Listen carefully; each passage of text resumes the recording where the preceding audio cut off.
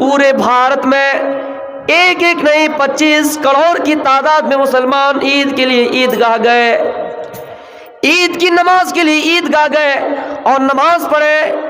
नमाज पढ़ने के बाद ईदगाह में कुछ देर रहे, एक दूसरे के गले लगाए, वहाँ पे खुशियाँ मना के घर वापस आ गए। लेकिन मेरे भाइयों, कहीं से ये खबर नहीं आई, सोशल मीडिया के जरिए से खबर हम तक नहीं पहुँची कि भारत में 25 करोड़ मुसलमानों ने ईद मनाए और रास्ते में निकले।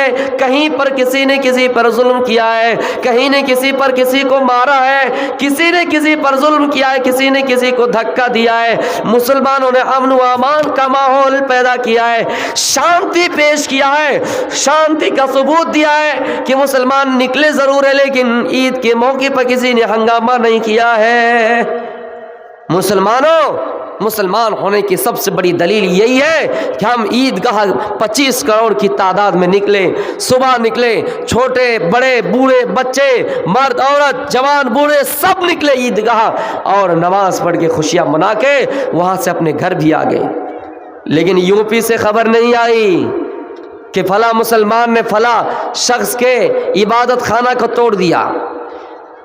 दिल्ली से खबर नहीं आई कि मुसलमानों ने किसी के गुरुद्वारा पर चढ़कर, किसी के मंदिर पे चढ़कर, किसी के चर्च पे चढ़ के कहीं पर झंडा लहराए इस्लाम का। मुसलमानों, सबसे बड़ी शांति और मुसलमान होने की दलील यही है कि मुसलमान हमेशा अमन चाहता है, शांति को बहाल रखता है। मेरे भाइयों, निकले ज़रूर है, हम ईद की नमाज के लिए निकले ज़रूर है, मैदान ईदगाह गए हैं नमाज अदा करने के लिए, लेकिन हमने कहीं पर हंगामा नहीं किया है। कुछ लोग आपको ऐसे भी मिलेंगे कि उनकी इबादत तभी कबूल होंगे जब मुसलमानों को छेड़ा जाए। सल्लल्लाहु अलैहि वसल्लम लौ कानतिद दुनिया तादिलु इंदल्लाहि जनाह बऊज़तिम मा सका काफिरम मिनहा शरबत माय। स्टेज पर तशरीफ फरमा उलमाए किराम, सामने बैठे हुए बुजुर्गों, साथियों, इस्लामी भाइयों, मैंने कुरान करीम की एक आयत पढ़ी और एक हदीस पढ़ी। मैं अपनी तकरीर को शुरू करूं इससे पहले कि आज 10वां दिन चल रहा है ईद होने का। हमने और आपने ये दिन देखा है, उसमें हमारा किरदार क्या रहा। मुसलमानों, अल्लाह ने हमारे लिए और आपके लिए ये खुशी का दिन बनाया है और अल्हम्दुलिल्लाह हम इसमें शामिल भी हैं। आइंदा किसकी किस्मत में है नहीं है ये अल्लाह बेहतर जानते हैं, लेकिन ईद के सिलसिले में 2 बातें मैं आपके सामने रखूंगा, फिर अपनी तकरीर को शुरू करूंगा। आपके यहाँ चलता है या नहीं चलता है, हमारे बिहार में एक चीज़ कहे तो बड़े ज़ोर शोर के साथ चलता है, और रिवाज वो रस्म ये है कि ईद के मौके पर दूल्हा की रुखसती होती है। शादी के मौके पे हमने सुना और देखा कि लड़की की रुखसती होती है, लेकिन ईद के मौके पर लड़के की रुखसती होती है, दूल्हा की रुखसती होती है। वो क्या है कि ससुराल वाले की तरफ से कोई आदमी जाए, जब तक उसके घर ना पहुंचे वो आदमी, वो दूल्हा ससुराल वाले के पास नहीं आएंगे, उसके घर नहीं आएंगे। आपके पास टाइम में चले गए, ससुराल में एक्स्ट्रा आदमी है चले गए, लेकिन जिन घरों में आदमी नहीं है, तो क्या ये ज़रूरी है कि आप उन पर जुल्म करें? मेरे भाइयों, जबकि आपको मालूम है कि आपका साला आएगा, आपको मालूम है कि घर से कोई फर्द आएंगे, वो अपने गाड़ी से आएंगे, अपने गाड़ी से जाएंगे, और दूल्हा भी बेचारा अपनी ही गाड़ी से जाएंगे, अपने गाड़ी से आएंगे, लेकिन ये शर्त लगाना कहाँ इस्लाम में जायज़ है कि जब तक ससुराल वाले की तरफ से कोई ना आए हम नहीं जाएंगे। میرے پیارے ساتھیوں، قرآن میں اللہ فرماتا ہے ان المبذرین کانوا اخوان الشیاطین، اے فضول خرچی کرنے والے، اے تبذیر کرنے والے، سنو تم شیطان کے بھائی ہو۔ ایک انسان یہاں سے گمانی جائے، یہاں سے چاک پاڑا جائے، کسی ہوٹل میں بیٹھے اور وہاں یہ بات چل رہی ہو کہ فلاں شرابی کا بھائی ہے، فلاں جواری کا بھائی ہے، میرے بھائیوں آپ کو معلوم ہے کہ آپ کا بھائی شراب پیتا ہے، آپ کو معلوم ہے کہ آپ کا بھائی جوا کھیلتا ہے، لیکن کوئی آپ کو تشبیہ دے اور یہ کہے کہ یہ جواری کا بھائی ہے، یہ شرابی کا بھائی ہے، تو آپ کو کیسا لگے گا؟ جب دنیا میں آپ کسی شرابی کا بھائی بننا پسند نہیں کریں گے، ایک جواری کا بھائی بننا پسند نہیں کریں گے، تو میرے بھائیوں فضول خرچی کر کے شیطان کا بھائی کیسے بن رہے ہو؟ ان المبذرین کانوا اخوان الشیاطین، فضول خرچی کرنے والے شیطان کے بھائی ہیں۔ خوشی کی حد ہے کہ ہم عید کے موقع پہ خوشی منائیں، لیکن مسلمانوں اتنا نہ منائیں کہ ہم فلسطین کے مسلمانوں کو بھول جائیں۔ ہم نے اور آپ نے عید کے موقع پر خوشی منائے، اپنے بچوں کے لیے شاپنگ کی، اپنے بیوی کے لیے شاپنگ کیے، اپنے لیے کپڑا خریدے، لیکن مسلمانوں اپنے ضمیر پر ذرا جھانک کر دیکھو، ذرا نظر دوڑاؤ فلسطین کے ان مسلمانوں پر، غزہ کے ان مسلمانوں پر جن پر ظلم اور اتیاچار کیا جا رہا ہے، جہاں پر لوگوں کو مارا جا رہا ہے، جہاں چھوٹے چھوٹے اور معصوم بچے کو قتل کیا گیا ہے، وہاں ملبے کے نیچے دفن کر دیا گیا ہے۔ مسلمانوں ہم ان کی مدد اگر اس طرح نہ کر سکے کہ ہم اس پر حملہ کریں، لیکن اتنی مدد تو ضرور کر سکتے تھے کہ ہر افطاری کے وقت اللہ سے دعا کر سکتے تھے، اے اللہ غزہ کے اور مسلمانوں کی حالات صحیح کر دے، دشمنوں کے منہ پہ قرارہ تماچا پڑ جائے۔ ان مسلمانوں کا بھی شوق تھا، ان مسلمانوں کا بھی یارمان تھا کہ وہ بھی شاپنگ کریں، وہ بھی عید کی خوشیوں میں شامل ہو اور مارکیٹ جائیں، کپڑا خریدے، عید کے موقع پر عیدگاہ جائیں، ایک دوسرے کے گلے ملے۔ لیکن میرے بھائیوں ہم نے اور آپ نے شاپنگ کر لیے، لیکن بیچارہ ان مسلمانوں کا حال ہے کہ گھر میں کھانا تک نہیں ہے۔ مسلمانوں ہم اور آپ کہاں سو رہے ہیں؟ ہم اور آپ یہ شرط لگا رہے کہ کوئی نہ آئے تو ان کی بیٹی کو پریشان کریں گے۔ میرے بھائیوں کبھی کبھی یاد کر لیا کرو۔ لیکن سب سے بڑی خوشی کی بات یہ ہے مسلمانوں، اس بات کو نوٹ کرنا، یہ جلسہ اللہ کامیاب کرے گا، اس بات کو نوٹ کرنا، پورے بھارت میں ایک نہیں 25 کروڑ کی تعداد میں مسلمان عید کے لیے عیدگاہ گئے، عید کی نماز کے لیے عیدگاہ گئے اور نماز پڑھے۔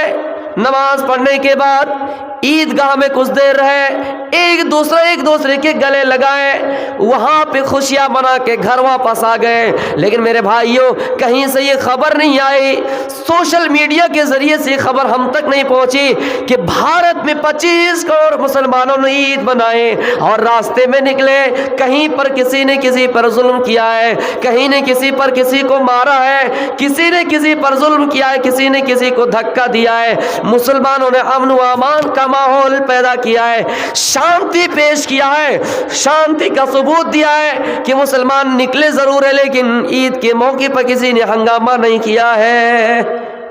مسلمان ہونے کی سب سے بڑی دلیل یہی ہے کہ ہم عیدگاہ 25 کروڑ کی تعداد میں نکلے، صبح نکلے، چھوٹے بڑے بوڑھے بچے مرد عورت جوان بوڑھے سب نکلے عیدگاہ اور نماز پڑھ کے خوشیاں منا کے وہاں سے اپنے گھر بھی آ گئے۔ لیکن یو پی سے خبر نہیں آئی کہ فلاں مسلمان نے فلاں شخص کے عبادت خانہ کو توڑ دیا، دلی سے خبر نہیں آئی کہ مسلمانوں نے کسی کے گرودوارا پر چڑھ کر، کسی کے مندر پہ چڑھ کر، کسی کے چرچ پہ چڑھ کے کہیں پر جھنڈا لہرایا اسلام کا۔ مسلمانوں سب سے بڑی شانتی اور مسلمان ہونے کی دلیل یہی ہے کہ مسلمان ہمیشہ امن چاہتا ہے، شانتی کو بحال رکھتا ہے۔ میرے بھائیوں نکلے ضرور ہے، ہم عید کی نماز کے لیے نکلے ضرور ہے، میدان عیدگاہ گئے ہیں نماز ادا کرنے کے لیے، لیکن ہم نے کہیں پر ہنگامہ نہیں کیا ہے۔ کچھ لوگ آپ کو ایسے بھی ملیں گے کہ ان کی عبادت تبھی قبول ہوں گے جب مسلمانوں کو چھیڑا جائے، مدرسہ عزیزیہ کو جلایا جائے، مسجدوں کے چھتوں پہ چڑھ کے، گنبدوں پہ چڑھ کے وہاں جھنڈا لہرایا جائے۔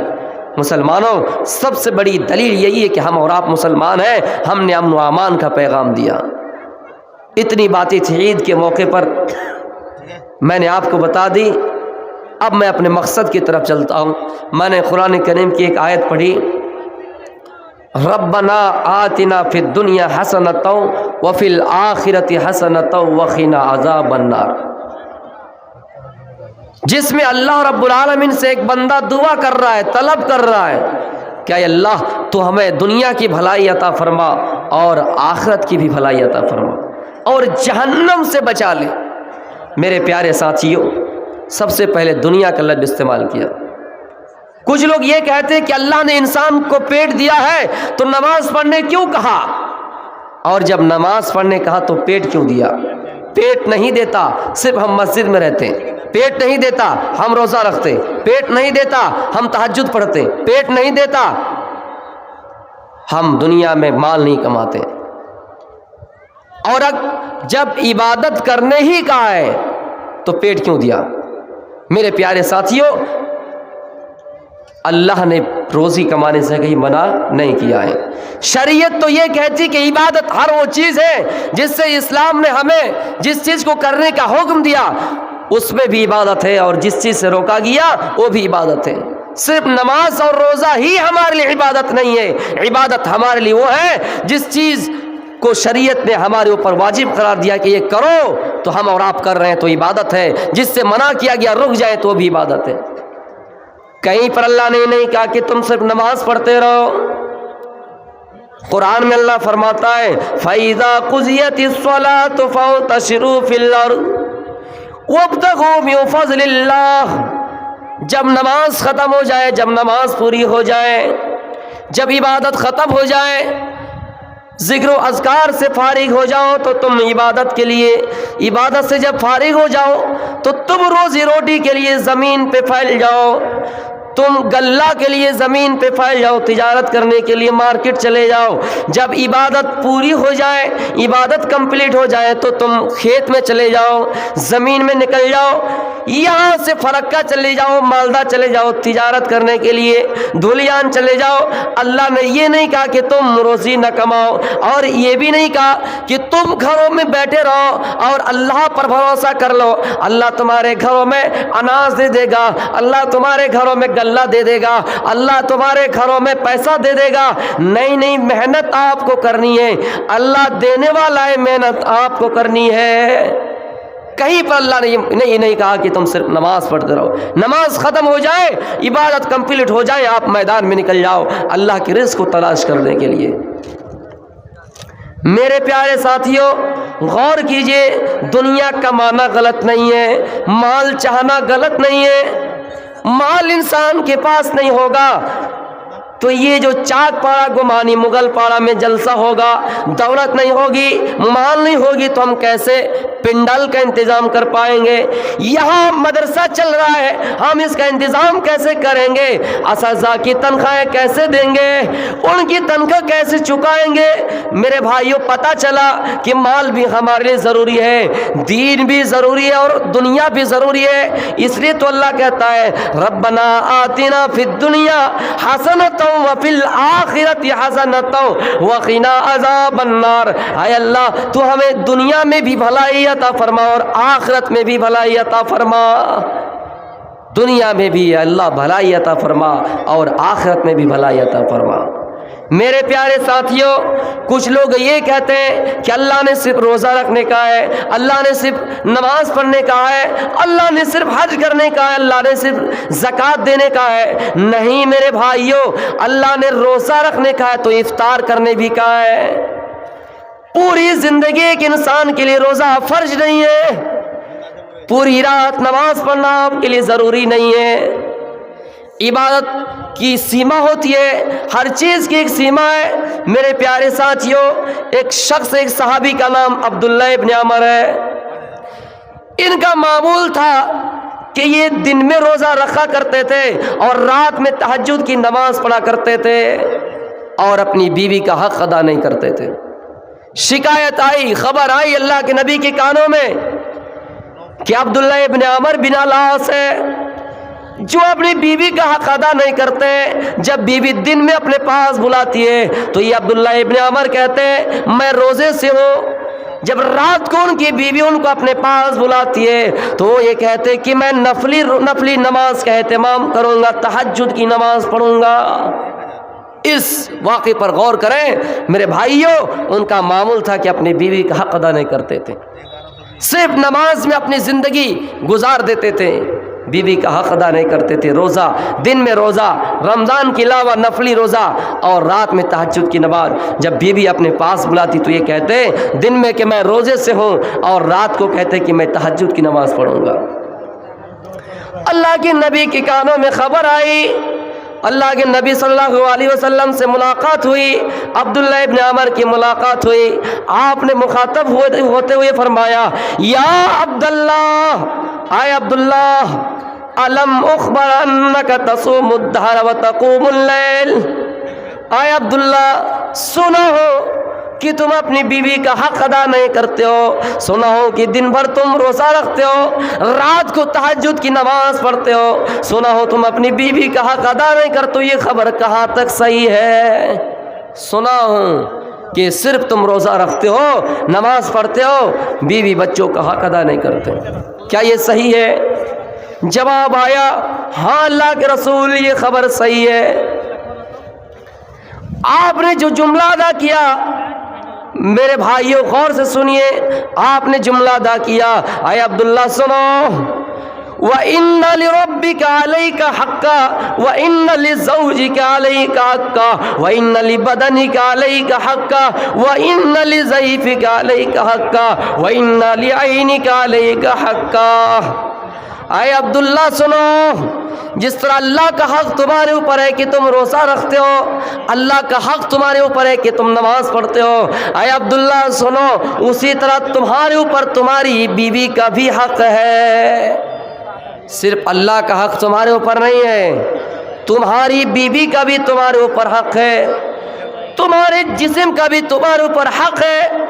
पूरी रात इबादत नहीं कर सकते हो, पूरी रात जलसे में नहीं बैठ सकते हो, पूरी रात इबादत नहीं कर सकते हो, सोना भी ज़रूरी है, सोना भी ज़रूरी है। अपनी आँख का हक अदा करो कि सो जाओ। अल्लाह ने रात को लिबास बनाया। मेरे प्यारे साथियों, आँख का हक ये है कि तुम सो जाओ, जिस्म का हक ये कि तुम ज़िंदगी भर रोज़ा न रखो, बल्कि कभी रोज़ा रखो तो कभी इफ्तार भी करो। और बीवी का हक ये है कि बीवी अगर कपड़ा मांगे आप कपड़ा ला कर दीजिए, बीवी अगर खाना मांगे आप खाना ला कर दीजिए। मेरे प्यारे साथियों, फिर आपने ये फरमाया व इन्ना लिज़ैफिका अलैका हक्का। आए अब्दुल्ला सुनो, तुम्हारे घर में मेहमान आ गए, तुम नमाज पढ़ने के लिए मस्जिद गए हो, नमाज पढ़ने के लिए मस्जिद चले गए, फ़र्ज नमाज हुई, आप नफली नमाज का एहतमाम ना करें। घर में मेहमान है, आप मेहमान के पास आइए, उनके खाने पीने का बंदोबस्त कीजिए, जुगाड़ कीजिए। मेहमान से पूछिए क्या पेशाब ज़रूरी है, क्या पाखाना ज़रूरी है, क्या नहाना ज़रूरी है। मेहमान का हक़ है मेरे भाइयों। अल्लाह के रसूल सल्लल्लाहु अलैहि वसल्लम फरमाते हैं कि सिर्फ नमाज़ पढ़ लेना काफ़ी नहीं है, सिर्फ रोज़ा रख लेना काफ़ी नहीं है, बल्कि अपने जिस्म का भी हक़ अदा करना है, बीवी का करना है, बच्चों का करना है। तो मेरे प्यारे साथियों, हर वो चीज़ अपने जगह पे है, हम किसी चीज़ को किसी से कंपेयर नहीं कर सकते हैं कि सिर्फ नमाज ही पढ़ते रहो, रोज़ा ही रखते रहो। इसी तरह का और एक वाक़या है, सलमान फारसी का नाम आपने सुना होगा। ये अपने दोस्त अबू दरदा के घर में मुलाकात करने के घर से आए, देखा कि अबू दरदा घर में नहीं है, उनकी बीवी से मुलाकात हुई। फराआ उम्मत दरदा, उनकी बीवी को देखा, हदीस के अल्फाज है मुतबज़्ज़िलतन, उसके सर के बाल बिखरे हुए थे, कभी सर में तेल नहीं लगाया था, कभी कंघी वगैरह नहीं किए थे। मेरे भाइयों, जब सलमान फारसी ने देखा इस तरह हालत है तो उन्होंने सवाल पूछा, माशानु की, आए मेरे दोस्त की बीवी, आए भाभी क्या बात है, तुम जीनत इख्तियार नहीं की हो, तुम मेकअप नहीं किए हो, तुम अपने शौहर के लिए सज धज कर नहीं हो, क्या बात है, सरों में तेल नहीं है, बालों में कंघी नहीं है, तुम्हारी ऐसी हालत क्यों है, तुम्हारी ऐसी हालत क्यों है। हमारी बहनें अगर इस जलसे में आई हैं तो वो भी इस वाक़े को गौर से सुने।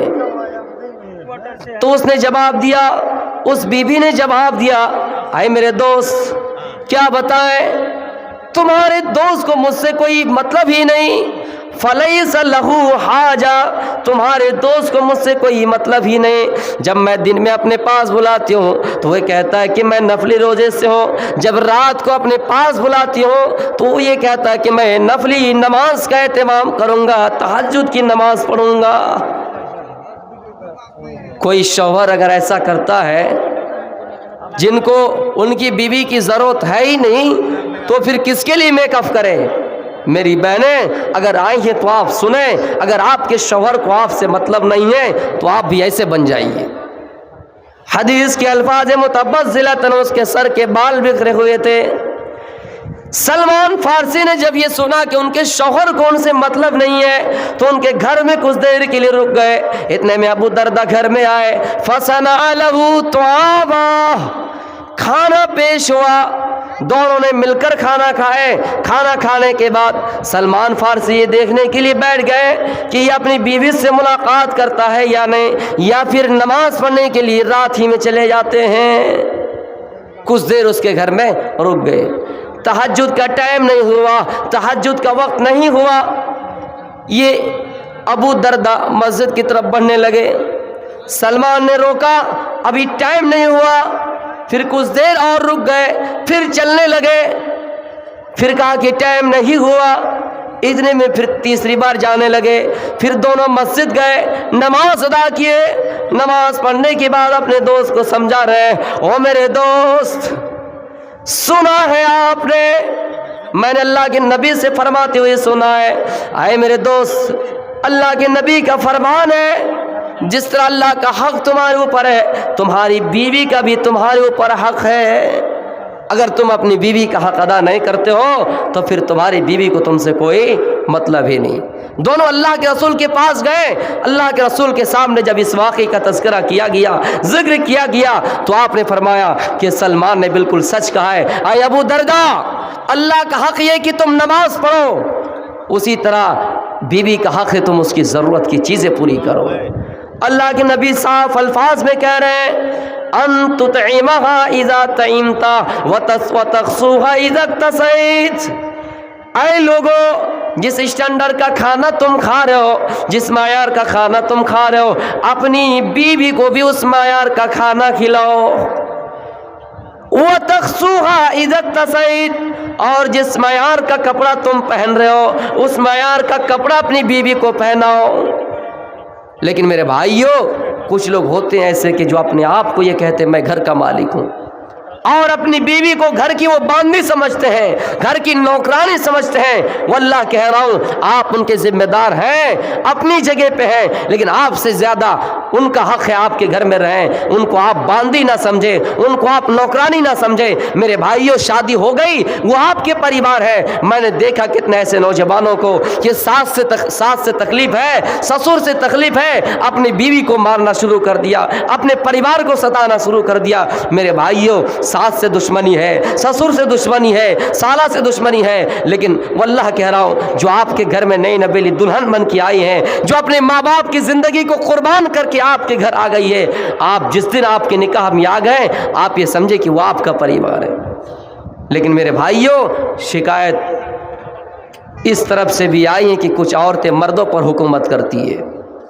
शिकायत आई है कि कुछ औरतें ज़बान चलाती है।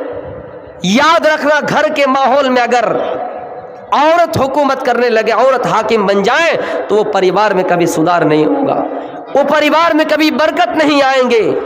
मेरी माओ बहनों, अगर आप रईसी हैं, अगर आप माली एतबार से, ख़ानदानी एतबार से, नस्ल के एतबार से, नस्ली एतबार से आप बड़े हैं, ऊंचे ख़ानदान के हैं, आपके शौहर के पास दौलत नहीं है, फिर भी आप अपने शौहर के आगे सीना तान के खड़ा नहीं हो सकते, मुंह नहीं चला सकते हैं। मेरे भाइयों, शिकवा शिकायत आती है कि औरत अगर मालदार निकल जाए तो शौहर को बड़ा परेशान करती है, ज़बान चलाती है। कुरान में अल्लाह कहता है वक़ुल्ना क़ौलन मारूफ़ा, ऐ औरतों की जमा तो सुनो, जब तुम बात करो तो सीधी बात करो, जब तुम बात करो इस अंदाज से बात करो कि तुम्हारे जुमले में जहर ना हो, जब तुम बात करो ऊंची आवाज में बात ना करो, लेकिन हाँ इतनी नरमी से बात ना करो कि मर्द तुम्हारी तरफ माइल हो जाए। तो मेरे भाइयों, औरत को चाहिए कि अपने शौहर की इज्जत करें, लेकिन अल्लाह के रसूल सल्लल्लाहु अलैहि वसल्लम ने हक ये भी बतला दिया कि अन तुतइमहा इज़ा तइमत व तख्सूहा इज़ा इक्तसैत, जब तुम खाना खाओ जिस मायार का खाना खाओ अपने बीवी को भी खिलाओ, जिस मायार का कपड़ा पहनो अपने बीवी को भी पहनाओ। मेरे भाइयों, पता चला औरत का हक अपने शौहर पर है, शौहर पर यह है कि मर्द उसको तमाम चीज़ों के इंतज़ाम करके दे, घर में तमाम सामान ला कर दे। जब शादी हो गई आपके सरों में जिम्मेदारी आ गए, आप कपड़ा ला कर दे, आप खाना ला कर दे। बीवी अगर चाहे तो घर में खाना बनाएंगे और आपको खिलाएंगे, वरना कोई ज़बरदस्ती नहीं है, कोई ज़बरदस्ती नहीं है। तो मेरे भाइयों, इबादत अपनी अपनी जगह पे है। नमाज पढ़ लिए हम पड़ोसी को सता रहे, नमाज पढ़ लिए हम मुल्क में लोगों को परेशान कर रहे, नमाज पढ़ लिए हम गलत काम कर रहे हैं, ये समझ रहे हम तो ये काम कर रहे हैं ना। नमाज पढ़ के हम अल्लाह पर एहसान नहीं कर रहे, रोज़ा रख के हम अल्लाह पर एहसान नहीं कर रहे हैं। अल्लाह चाहे तो अपने बंदों से कैसा भी मामला कर सकता है, रहम का मामला कैसा भी कर सकता है, लेकिन मेरे भाइयों ये कहना कि हम ये कर रहे हैं तो बाकी चीज़ नहीं करेंगे, हत्तल इम्कान आपकी कोशिश होनी चाहिए कि हम और आप बुराई से रोके रहें। कुछ लोग ये कहते हैं कि सिर्फ अल्लाह ने नमाज पढ़ने ही कहा है, रोज़ी रोटी करने नहीं कहा है। हम सिर्फ जंगलों में जाकर साधु संत बन जाएंगे, जंगलों में रहकर पत्ते चबा चबा कर जिंदगी काट लेंगे, इबादत कर लेंगे, ना घर में माँ की फिक्र है, ना बच्चों की फिक्र है, ना बीवी की फिक्र है, जो चाहे जैसा करे। मेरे भाइयों, ऐसा रिवाज, ऐसी रस्म इस्लाम में नहीं है, तसव्वुर से बाहर है, ये सोच से बाहर है। हम और आप ये गुमान ही नहीं कर सकते कि हम बीवी छोड़ दे, बच्चे छोड़ दे, माँ छोड़ दे। इस्लाम ने यह भी कहा है कू अंफुसकुम व अहलीकुम नारा, अपने आप को भी जहन्नम की आग से बचाओ और अपने कुंभ कबीलों को भी जहन्नम की आग से बचाओ। हम अपने आप को नमाजी बना दिए, हम अपने आप को रोज़ेदार कहलाए, हम अपने आप को हाजी कहलवाए, लेकिन अपने बच्चों को छोड़ दिए। बच्चे कहाँ जा रहे हैं, बच्चों की सही से तरबियत नहीं किए, बीवी कहाँ से खा रही है, क्या पहन रही है, हमने कभी बीवी से सुख दुख की बात नहीं की है। हालांकि कुरान में अल्लाह फरमाता है व मिन आयाति अन खलक लकुम मिन अंफुसिकुम अज़वाजा लितस्कुनु इलैहा व जअल बैनकुम मवद्दतन व रहमा, कि हमने तुम्हारी जिनसे तुम्हारी बीवियां बनाए।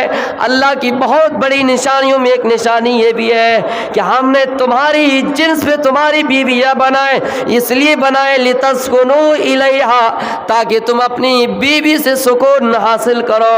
और हमने तुम्हारे दरमियान मोहब्बत उल्फत कायम कर दिए, हमने तुम्हारे दरमियान रहमत बना दिए हैं, हमने तुम्हारे दरमियान मोहब्बत पैदा कर दिए हैं।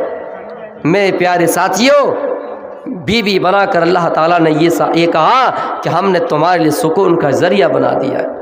जो सुकून बीवी से मिलेगा मेरे भाइयों, दुनिया की किसी और चीज़ से मिलने वाली नहीं है। हम बीवी को अपना परिवार समझे। बीवी को अल्लाह रब्बुल आलमीन ने कहा कि तुम ताकि उससे सुकून हासिल करो। जिनकी बीवी मर चुकी है, 50 साल के हैं, 60 साल के हैं, आप उनसे जाकर पूछिए, करोड़ों रुपए की बिल्डिंग है, जमीन और जायदाद है, औलाद घर में ज्यादा है, बेटा है, पोता है, पोती है, बेटी है, सब कुछ है, लेकिन बीवी इंतकाल कर चुकी है।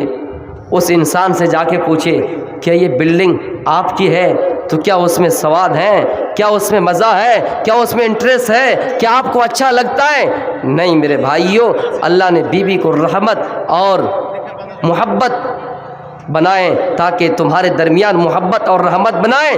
जवानी में रहो तो मोहब्बत, बुढ़ापे में रहो तो रहमत। मेरे भाइयों, जो सुख और दुख हम अपनी बीवी को बता सकते हैं, दुनिया के अंदर किसी और को नहीं बता सकते।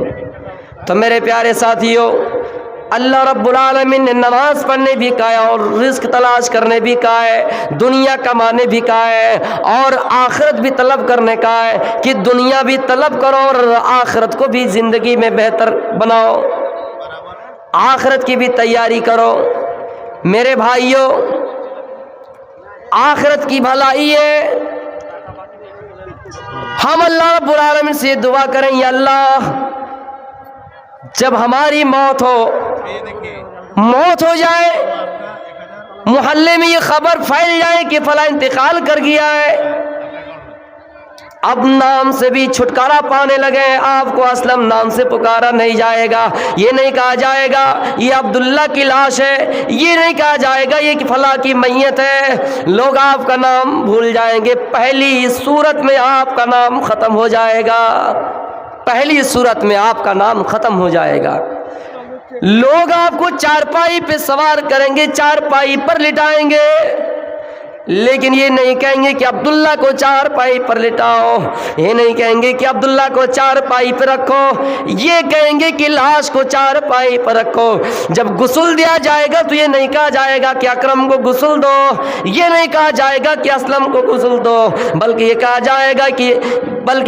जाएगा कि इस लाश को गुस्ल दो, ये कहा जाएगा इस लाश को गुस्ल दो, इस लाश को, इस मैयत को कफन पहनाओ। मेरे भाइयों, फिर चार आदमी आपकी चारपाई को ले जाने लगेंगे, कब्रिस्तान की तरफ ले जाएंगे। मेरे भाइयों, कोई और नहीं होगा, आपके रिश्तेदार होंगे, आपके कुंबे होंगे, आपके कबीले होंगे, आपका भाई होगा, आपका बाप होगा, आपके बेटे होंगे, सब लोग कब्र की तरफ जाएंगे, कब्रिस्तान की तरफ जाएंगे और कब्र में कुछ लोग आपको उतारेंगे।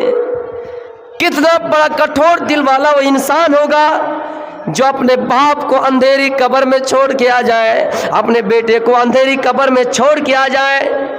ये पिंडर है, कितनी लाइटें लगी हुई है, आदमियों की तादाद देखिए, मजमुआ देखिए कितने लोग भरे हैं, फिर भी हमें और आपको महसूस होता है, हमें और आपको ये एहसास होता है कि हम रात में बैठे हुए हैं। मेरे भाइयों, लेकिन याद कीजिए, जो कब्रिस्तान बिल्कुल अंधेरा ही अंधेरा है, जो कब्र बिल्कुल अंधेरी है, जहाँ न टॉर्च है, ना जनरेटर चलेंगे, ना लाइट का सिस्टम है, ना टॉर्च का इंतज़ाम है, आपको अंधेरी कब्र में रख के आ जाएंगे। मेरे भाइयों, दुनिया की भलाई ये है कि दुनिया में माल मांगे और आखिरत की भलाई, या अल्लाह जब सारे लोग छोड़ के आ जाए, मुनकर नकीर आए और मुझे उठाए और हिसाब व किताब ले, पहला सवाल करे, मन रब का, तुम्हारा रब कौन है?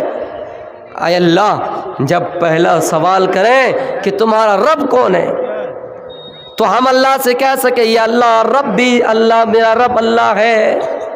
आखिरत की भलाई ये है, जब सारे दरवाजे बंद हो जाएंगे, हमें सहारा नहीं मिलेगा। हम बड़े से बड़े एग्ज़ाम में बैठ गए, इम्तहान में बैठे, हमने लोगों की चेमी गोइया सुनी, हमारा कन्फ्यूज़न दूर हो गया कि नहीं यही सवाल है और इस सवाल का जवाब यही होगा। लेकिन मेरे भाइयों, वहाँ कोई सहारा देने वाला नहीं होगा, वहाँ कोई लुक़मा देने वाला नहीं होगा।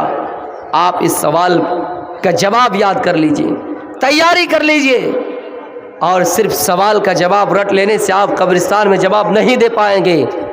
आप अपना अमाल सही कर लीजिए, आप अपना मुहासबा कर लीजिए कि हम अपनी ज़िंदगी में कहाँ कामयाब है और क्या खबर में हम इस सवाल का जवाब दे पाएंगे। दूसरा सवाल होगा, मादीनों का, तुम्हारा दीन क्या है। हम अपनी ज़िंदगी में, बची हुई ज़िंदगी में अल्लाह से दुआ करें, अल्लाह हम दूसरे सवाल का भी जवाब दे पाए। तीसरा सवाल होगा, मन नबियों का, तुम्हारा नबी कौन है। तो मेरे भाइयों, हम ये कहेंगे या अल्लाह हमारा नबी मोहम्मद रसूलुल्लाह सल्लल्लाहु अलैहि वसल्लम है। اہل سنت والجماعت کے ماننے والے ہم اپنے آپ کو اہل حدیث کہلاتے ہیں الحمدللہ. اور ہم لوگ کا عقیدہ یہ ہے کہ قبر میں آئیں گے فرشتہ تو یہی سوال کریں گے کہ من رب کا، تمہارا رب کون ہے. جن کا یہ عقیدہ بن گیا ہے کہ عبد القادر جیلانی بغدادی رحمت اللہ علیہ کو جب فرشتوں نے سوال کیا کہ من رب کا، تمہارا رب کون ہے، تو عبد القادر جیلانی فرشتوں کو پکڑ لیا. میں نے اللہ کے نبی سے سنا ہے، اور اے فرشتہ کیا تم نہیں جانتے ہو کہ بات کرنے سے پہلے سلام کرنا چاہیے؟ تم نے سلام کیا نہیں، پہلے سوال کر لیے من رب کا. تو میرے بھائیوں، یہ تو ہمارا عقیدہ نہیں. ہمارا عقیدہ یہ ہے کہ ہم اس جواب کی تیاری کریں. کتنی جھوٹی باتیں انہوں نے لکھ دی اور اس کو بیان کر رہے ہیں کہ عبد القادر نے فرشتوں کو پکڑ لیا اور کہنے لگا کہ تم پہلے سلام کیوں نہیں کیے. اس کے بعد پھر یہ کہا کہ اے فرشتوں تم یہ بتاؤ، اللہ رب العالمین جب انسان کو پیدا کر رہا تھا تو تم نے الزام کیوں لگایا، ہمارے باپ دادا پر الزام کیوں لگایا کہ اے اللہ یہ انسان کو آپ پیدا کر رہے ہیں، روئے زمین پہ جا کر فتنہ برپا کریں گے، خون خرابہ ہوگا، زمین میں وواد ہوگا، ایک دوسرے سے لڑائی کریں گے. تم نے ہمارے باپ دادا پر الزام کیوں لگایا؟ کون سوال کر رہے ہیں؟ پیران پیر عبد القادر جیلانی بغدادی رحمت اللہ علیہ. میرے بھائیوں، پھر اتنا ہی بس نہیں ہوا، فرشتے ان سے معافی مانگ لے کہ ہمیں چھوڑ دو. وہ معاف نہیں کہ کہا جاؤ اللہ کے پاس جا کر کچھ کہو. فرشتے اللہ کے پاس گئے اور کہنے لگے یا اللہ ہمیں عبد القادر نے پکڑ لیا ہے، ہمیں عبد القادر نے سوال کر لیا ہے، اس جواب کے لیے ہم آپ کے پاس آئے ہیں. اللہ بھی کہتا ہے اے فرشتوں جب عبد القادر سوال کر رہا ہے تو تم اس کا جواب دو. میرے بھائیو، اللہ نے بھی فرشتوں کو کوئی راستہ نہیں بتایا. فرشتے پھر عبد القادر کے پاس آئے کہ عبد القادر، اللہ نے کہا کہ عبد القادر ہی جو کریں گے وہی فیصلہ آخری فیصلہ ہوگا. عبد القادر فیصلہ کر رہے ہیں. وہ فرشتہ جاؤ اللہ سے یہ کہو کہ عبد القادر جیلانی کہ جتنے بھی ماننے والے نسل قیامت کے صبح تک آئیں گے، اللہ سے کہو کہ سب کا حساب و کتاب آسانی سے لیا جائیں. اللہ اگر اس شرط پر منظور ہے تو ہم تجھے معاف کر دیں گے. فرشتے اللہ کے حضور میں گئے اور کہنے لگے اللہ عبد القادر نے یہ شرط رکھی ہے، آپ کیا کہنا چاہتے ہیں؟ اللہ نے کہا فرشتوں جب عبد القادر شرط رکھ رہے ہیں تو ہم بھی اس کو ماننے کے لیے تیار ہیں. میرے بھائیوں، ڈائریکٹ جھوٹی روایت ہے، من گھڑت قصے اور کہانیاں ہیں، اس کا کوئی حوالہ نہیں، اس کا کوئی ثبوت ہی نہیں. جب انبیاء کرام سے بھی وہی سوال ہوگا تو پیران پیر ہو پیران پیر تو صرف اللہ رب العالمین کی ذات ہے. میرے بھائیوں، تو ہم اور آپ یہ عقیدہ نہیں رکھتے ہیں. ہمارا عقیدہ یہ ہے کہ قبر میں ہمیں اور آپ کو 3 سوال کیا جائے گا اور ہمیں اور آپ کو اس کا جواب دینا ہوگا. ربنا آتنا فی الدنیا حسنۃ وفی الآخرۃ حسنۃ وقنا عذاب النار. اے اللہ تو ہمیں دنیا کی بھلائی عطا فرما اور آخرت کی بھی بھلائی عطا فرما اور جہنم کی عذاب سے بچا لے. میرے پیارے ساتھیو، حضرت عثمان غنی رضی اللہ تعالیٰ عنہ آخرت کی تیاری کس طرح کرتے تھے اور آخرت سے کس طرح ڈرا کرتے تھے. حضرت عثمان غنی رضی اللہ تعالیٰ عنہ جب کسی قبرستان کے پاس سے گزرتے تھے یا پھر ان کے سامنے قبر کے متعلق کچھ بیان کیا جاتا، اتنا روتے کہ آپ کی داڑھی بھیگ جاتی. لوگوں نے پوچھا عثمان کیا بات ہے؟ تذکر الجنت والنار، آپ کے سامنے جنت کا ذکر کیا جاتا ہے، آپ کے سامنے جہنم کا ذکر کیا جاتا ہے تو آپ اتنا نہیں روتے ہیں، لیکن عذاب قبر کو سنتے تو آپ اتنا روتے ہیں. حضرت عثمان غنی کا جواب تھا حضرت عثمان غنی کہتے ہیں لوگوں اللہ کے نبی صلی اللہ علیہ وسلم کو فرماتے ہوئے سنا ہے، آپ یہ کہہ رہے تھے ان القبر اول منزل من منازل الاخرہ. اے لوگوں، قبر آخرت کی منزلوں میں پہلی منزل ہے. یہاں اگر کوئی آسانی سے تیر لیا، آسانی سے پار کر لیا تو آگے کی منزلوں کے لیے آسان ہو جائیں گے. اور عثمان غنی یہ کہتے ہیں کہ میں نے اللہ کے رسول سے یہ بھی سنا ہے کہ میں نے آج تک اتنا بھیانک منظر، اتنا خوفناک منظر، اتنا ڈراؤنا منظر ہم نے نہیں دیکھا جتنا منظر ہم نے قبر کا دیکھا ہے. جتنا منظر ہم نے قبر کا دیکھا ہے اتنا خوفناک ڈراؤنا منظر ہم نے نہیں دیکھا ہے۔ تو میرے بھائیوں، حضرت عثمان غنی کو آخرت کی فکر تھی۔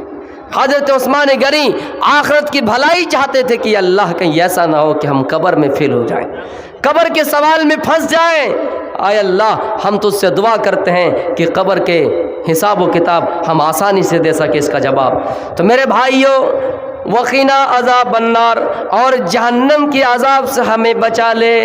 ایک آیت میں 3 چیزیں میں نے بتائی، قبر کے متعلق میں نے بات بتائے۔